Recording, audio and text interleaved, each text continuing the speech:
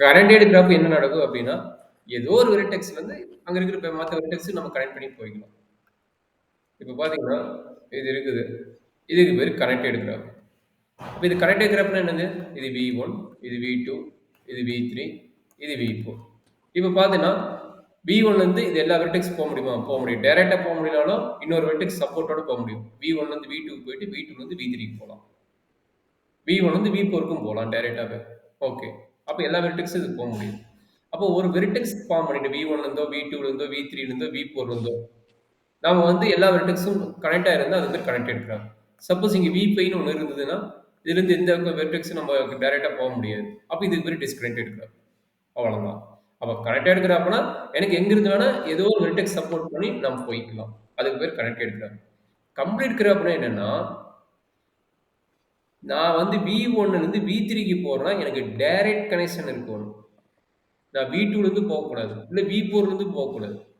அப்ப என்ன சொல்றாங்கன்னா, கம்ப்ளீட் கிராஃபோட மீனிங் என்னன்னா, V1லேருந்து டைரக்ட் எட்ஜஸ் எனக்கு இருக்கணும். அப்ப V1லேருந்து டைரக்ட் எட்ஜஸ் இருந்ததுன்னா, எல்லா வெர்டெக்ஸுக்கும் that is called a complete graph. அப்ப V1 மட்டும் பார்த்தா போதுமா? V2க்கும் அதே மாரி. ஓ! V2லேருந்து ஸோ டைரக்ட் பேசிக்கலி சார் எல்லா நோட்ஸுமே எல்லா நோட் கூடயும் எட்ஜ் ஃபார்ம் பண்ணுமா? அவ்வளதாங்க. அவ்வளதான். கனெக்ட்டா இருக்கணும். கம்ப்ளீட் கிராஃப்ங்கிறது கனெக்டட் கிராஃப் தான். பட் கனெக்ட் நான் டைரக்ட்டா ஆகணும். போயிருக்க ஓகே வேணும். சார். யாரோட சப்போர்ட் இருக்க கூட நான் டைரக்ட்டா போயிருக்கணும். Okay sir. இந்த டயகிராமா தான் குடுத்துருக்காங்க. இது வந்து K1. இது நோட்டேஷன் பார்த்தீங்கன்னா, கம்ப்ளீட் கிராஃபோட நோட்டேஷன் KN. அப்ப K1ங்கிறது single point okay is no sir. Problem. அப்ப K2னா எவ்வளோ எட்ஜஸ் இருக்கு? இங்க பாருங்க. இது வந்து Nங்கிறது வெர்டெக்ஸ். 1ங்கிறது வெர்டெக்ஸ், 0ங்கிறது எட்ஜஸ். இது வந்து எட்ஜஸ். அப்ப பாருங்க 2 வெர்டெக்ஸ் இருந்ததுன்னா, கண்டிப்பா 1 எட்ஜஸ் இருக்கணும். 3 இருந்ததுன்னா, கண்டிப்பா 3 எட்ஜஸ் இருக்கணும். 4க்கு மேல போம்போது தான் நம்மளுக்கு அதிகமாகுது. இது வரைக்கும் ஸ்டாண்டர்ட். இதுக்கு மேல நம்மளுக்கு எட்ஜஸ் எவ்வளோ ஆகுதுன்னு பாருங்க. 4 வெர்டெக்ஸ் இருந்ததுன்னா, 4ம் கனெக்ட் ஆகணும்னா ஒவ்வொன்னுக்கும் 6 எட்ஜஸ் இருக்கணும். இங்க பாருங்க 1, 2, 3, 4, 5, 6 அதான் சொல்லிக்கிறாங்க. அப்ப 5 வெர்டெக்ஸ் இருக்குதுன்னா, இந்த டயகிராம் நம்ம நார்மலா இந்த டயகிராம் போடுவோம். அவங்க ஸ்லாண்டா போட்டுக்கிறாங்க. நம்ம நார்மலா இந்த டயகிராம் போடுவோம். 5 வெர்டெக்ஸ் உண்டான பேசிக் டயகிராமே நம்ம மேக்ஸிமம் கம்ப்ளீட் கிராஃப்க்கோ இல்ல நார்மல் கிராஃப்க்கோ எடுக்கும்போது இதுதான் நம்மளுடைய டயகிராம். அப்ப இதுக்கு பேர் கனெக்டட் கிராஃப். 5 வெர்டெக்ஸ் இருக்குதுன்னா இதுக்கு பேரு கனெக்டட் கிராஃப். பட் இத நம்ம வந்து கம்ப்ளீட் கிராஃபா மாத்தணும்னா என்ன பண்ணணும்? ஒவ்வொரு வெர்டெக்ஸும் நம்ம கனெக்ட் பண்ணணும். V1யும் V3யும் கனெக்ட் பண்ணும். V1, ஆமாங்க. V4 கனெக்ட் பண்ணும். எல்லாமே பண்ணும். Okay sir. எல்லாத்துக்கும் டைரக்ட் லிங்க் இருக்கணும் தவிர யாரோட சப்போர்ட்டும் போகக்கூடாது. அவ்வளவுதான். அதுதான் மெயின் ஓகே ஐடியா. சார். அதுதான் மெயின் ஐடியா மேடம். ஸோ அதெல்லாம் நேற்று கூட குரோனாட்டிக் பாலினாமியல் அதை வச்சு தான் ஃபார்ம் பண்ணி போடுறோம். சரிங்களா? ஸோ மேபி இங்கிருந்து இங்கே கனெக்ட் ஆகிருக்கணும் அண்ட் இங்கிருந்து இங்கே கனெக்ட் 2ம் 4ம் கனெக்ட் ஆயிருக்கும். அவ்வளோதான். அந்த டயக்ராம் இங்கே போட்டுக்கிறாங்க. அப்போ K5 வரைக்கும் இருந்ததுன்னா ஓரளவுக்கு நம்ம குரோனாட்டிக்கல் பாலினாமியல் ஈஸியாக போடலாம். இப்போ K6, K7 வந்து குரோனாட்டிக்கல் பாலினாமியல் கேட்டாங்கன்னா, ஏன்னா குரோனாட்டிக்கல் பாலினாமியல் கம்ப்ளீட் பண்ணுறது என்னது? கம்ப்ளீட் கிராஃப் வச்சு தான் பண்ணுறது தவிர நார்மலாக பண்ணுறது. அதனால தான் கம்ப்ளீட் கிராஃபோட டெஃபினிஷன் ரொம்ப ரொம்ப இம்பார்ட்டன்ட்.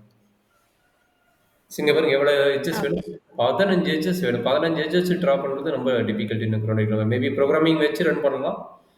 ஒவ்வொரு எட்ஜஸும் இன்க்ரீஸ் ஆகும்போது வெர்டெக்ஸ் இன்க்ரீஸ் ஆகும்போது எட்ஜஸ் வந்து இன்க்ரீஸ் ஆகும்.